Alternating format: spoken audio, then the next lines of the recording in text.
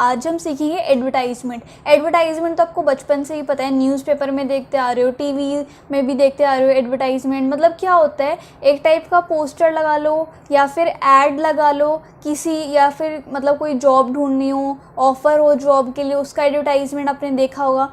कुछ चीज़ खरीदनी बेचनी है, उसका आपने ऐड या एडवर्टाइजमेंट देखा होगा। ओके, कुछ चीज़ ढूंढनी है या फिर कोई चीज़ मिसिंग है तो उसका एडवर्टाइजमेंट आपने देखा होगा। वो कहाँ पे होते हैं? न्यूज़पेपर में होते हैं, मैगजीन्स में होते हैं, टेलीविज़न में भी आते हैं, आपके लैपटॉप पीसी में भी आते हैं, फ़ोन्स में भी आते हैं। ओके, तो एडवर्टाइजमेंट आई होप आप समझ गए होंगे।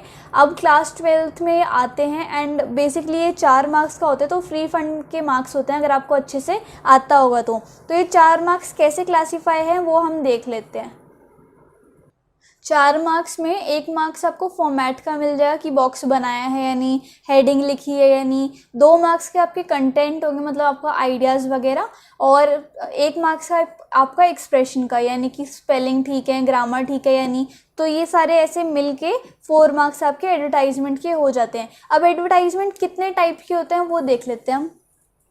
पहला है सिचुएशन वैकेंट। इसका क्या मतलब होता है, जैसे कोई एम्प्लॉयर है, जैसे कोई बॉस है, उसको अपने ऑफिस में किसी वैकेंसी के लिए किसी को हायर करना है, किसी पर्सन को, तो सिचुएशन वैकेंट का एडवर्टाइजमेंट छपवाएगा। ओके, फिर क्या है सिचुएशन वांटेड। जैसे मैंने अपनी डिग्री पूरी कर ली किसी भी चीज़ की and now I wanted a job, तो मैं किस टाइप का एडवर्टाइजमेंट लिखूंगी कि सिचुएशन वांटेड, कि मुझे जॉब चाहिए। उसके बाद फॉर सेल, अगर हम कोई भी चीज़ बेच रहे हैं, जैसे कोई प्रॉपर्टी बेच रहे हैं, एसेट बेच रहे हैं, कि या कोई भी दूसरे गुड्स बेच रहे हैं, तो हम फॉर सेल का एडवर्टाइजमेंट लिखेंगे।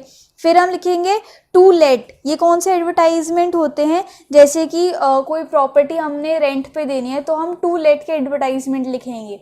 फिर अकोमोडेशन वांटेड, इसका क्या मतलब होता है, अगर किसी को रहने की जगह चाहिए तो उसे वो एडवर्टाइजमेंट लिखेगा एकोमोडेशन वांटेड के, कि मुझे रहने की जगह चाहिए।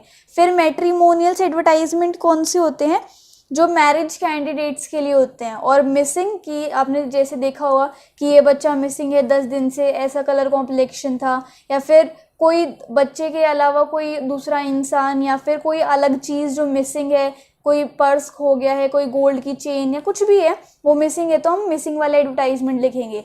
जैसे मैंने आपको बताया था एडवर्टाइजमेंट में सबसे ऊपर हेडिंग आती है, तो हेडिंग में यही लिखते हैं हम कि किस टाइप का एडवर्टाइजमेंट है।